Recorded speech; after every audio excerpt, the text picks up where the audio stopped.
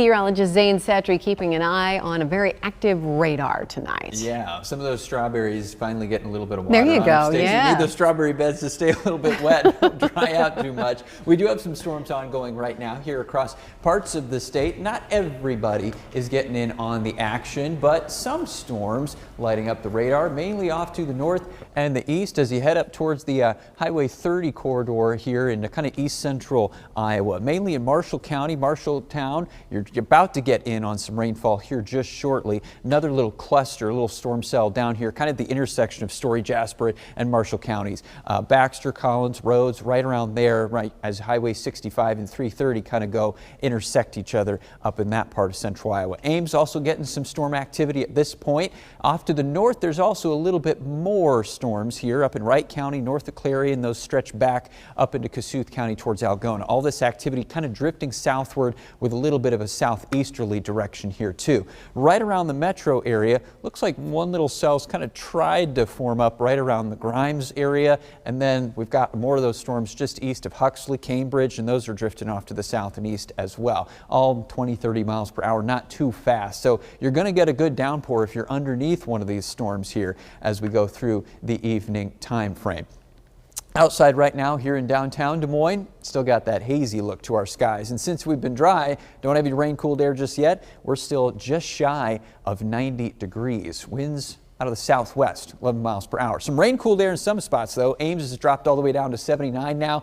Iowa Falls in the middle 70s, but it is right around 90 degrees in much of the state further south and west, where you still got that full batch of sunshine brightening things up at this hour. Cold front is part of the reason these storms have been forming, along with that heat and moisture across the state. That's slowly sagging off to the south and eventually southwest here as we go through later tonight and into tomorrow. So a lot of these storms that are out there right now, they'll probably die off through the evening, but as that front kind of slowly moves across the state, late tonight, we're talking maybe more like pre-dawn hours into tomorrow, might pop up a few more storms in the vicinity of that boundary here in the middle of Iowa into early tomorrow morning. And then as that boundary shifts westward into tomorrow afternoon, west central Iowa, it was probably going to be the main threat area for some more of these scattered storms that'll bubble up in the afternoon hours. Notice our temperatures are going to go down as well. We're right near 90 right now. Tomorrow afternoon, a lot of us central and eastern Iowa will slide down towards only about 80.